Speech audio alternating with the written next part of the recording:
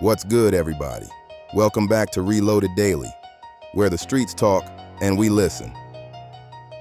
And today we have to talk about one of the ugliest stories in Florida rap. The Kodak Black snitch tape? Well, at least JackBoy wants us to think he snitched.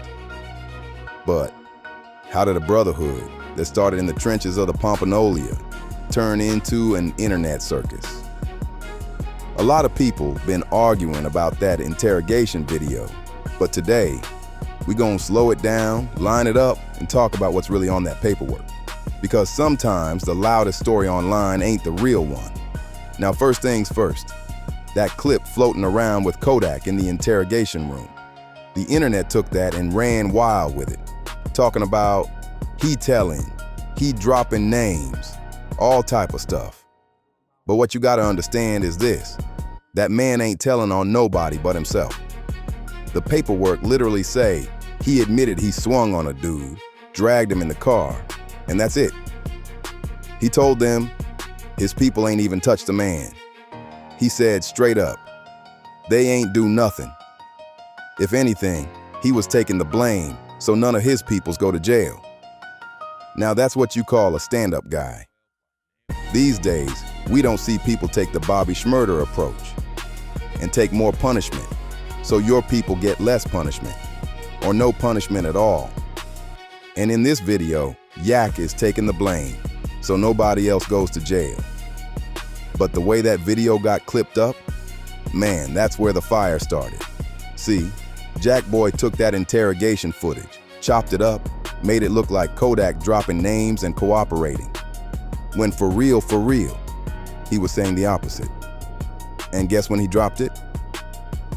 The night before Kodak's new album dropped.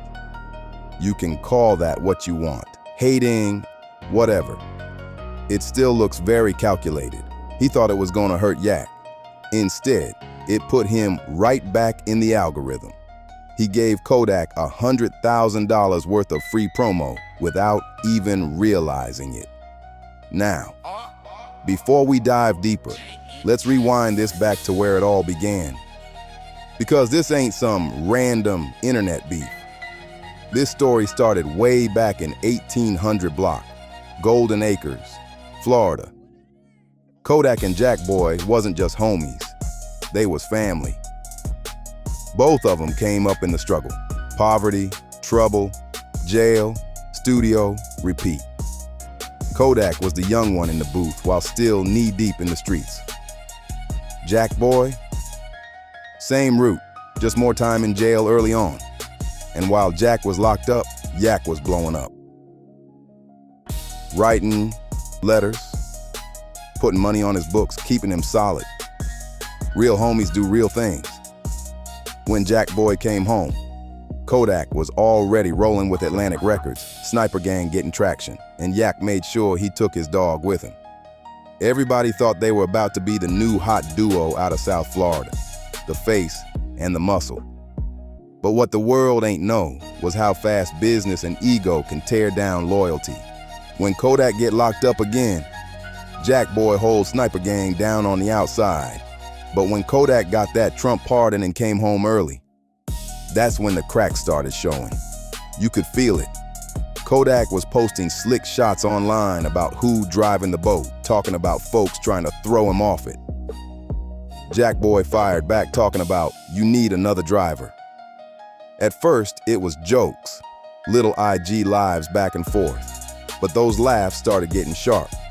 And once the money talk came into play, that's when the respect left the room.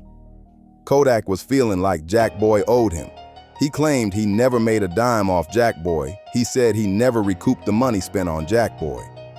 Meanwhile, Jack was saying, I offered this crab $300K, and he told me that wasn't enough. It turned into a pride match. You owe me versus you ungrateful. A classic street ninja fallout. Yak start posting wild. And I mean wild stuff like throwing $100,000 in the ocean, flushing money down the toilet. Just because he can, that's pride mixed with pain, right there. JackBoy went on live saying, that's my brother. but I'm not finna feed the internet. But soon as he said that, you could hear the pain through the calm. Like he knew that bond wasn't coming back. Then came the Whiz the Wizard situation. Now that was the moment where people started whispering real evil. Whiz was another sniper gang artist, close to both of them. When he ended up dead, the streets started spreading wild rumors that Yak might have had something to do with it. No proof, just gossip. And instead of mourning together, that tragedy just widened the divide. Kodak dropped a line on Back for Everything that folks took as a diss, saying Wiz's death was his own fault. That was cold. After that, peace wasn't an option. Now here come Whack 100, right on cue. If somebody say snitch, Whack pop out like he heard the bat sign. Whack actually broke it down like a teacher. He said, bro, Kodak did not snitch. The paperwork say he did everything himself. He said his boys ain't do nothing. Whack basically pointed out that JackBoy edited the clip to make Kodak look bad, and in the process, gave him more visibility than any marketing team could have done. It's like trying to crash somebody's car but accidentally filling up their gas tank. Whack 100 even went deeper, talking about how the internet loved to twist things.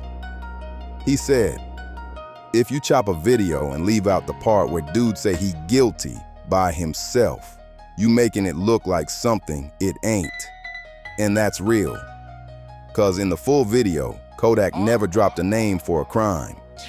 The most he said was Keto and Golden.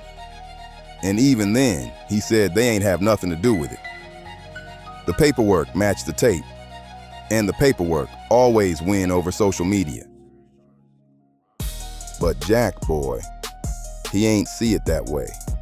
When he sat down with DJ Academics, he gave his whole side of the story. He said, this ain't really about no interrogation, it's about internet energy. He felt like Kodak got too caught up in the comments, responding to fan pages, arguing online, apologizing in private. Jack called that not 100. He said that's why he fell back, to get his money on his own and keep it pushing. When Ak asked him about the YoungBoy situation, because if you remember, Kodak and NBA YoungBoy had their own history. JackBoy said, that whole beef started when Yak was still in prison. JackBoy said he never had no problem with YoungBoy, never even met him. He said all that talk about him having Kodak's IG password and posting disses was all 100% cap.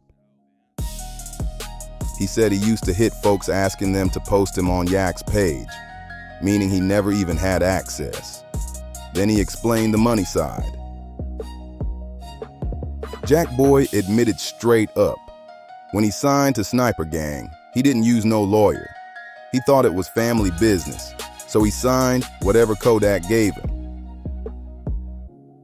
He said the contract was basically a shopping deal, one project under SG, but if he went major, it stretched to 5. He said it listed like $2,500, and he got no real advance, just a chain and a chance. He said, I was still broke, still catching cases, still the same me. And that's real talk. We've all been young and trusted somebody who we thought had our best interest. But they was only trying to come up. Then he hit Academics with this.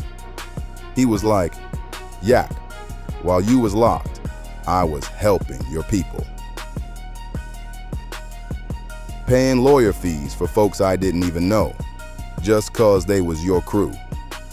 He said he put over $100,000 into that side of things. So when he offered Kodak 300 racks after his own Empire deal, he felt like that was love. But Kodak wanted $1 million. And Jack said, you moving the goalpost, bro. You just finding new reasons to beef. Money one day, women the next, internet talk after that. So now, we got 2 stories.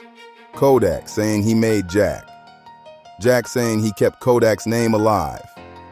Kodak saying he owed money. Jack saying he already paid in loyalty. And in the middle of it all, the fans arguing about a chopped interrogation clip from 2015, a whole decade ago. Here's the truth. Kodak ain't no snitch. There is no proof that he cooperated, told on nobody, and ain't nobody doing time because he gave up some information. In that tape JackBoy dropped, Yak just told on himself. That ain't the same as ratting on somebody. The paperwork backed him up. Whack 100 backed him up. Even common sense backed him up. But this ain't really a story about common sense. It's a story about loyalty. Two dudes that came from nothing, built something real, and let pride, ego, and the internet tear it all down. And the saddest part? They both winning in their own ways, but neither look happy about it. JackBoy moving cleaner, staying out the way. Kodak still fighting demons, still making headlines that ain't about music. Yes, he gets high. We all can see it. But what started as brotherhood turned into business, and what started as business turned into bad blood. If you watch the timeline from start to now, it's like watching Florida's version of Paid in Full.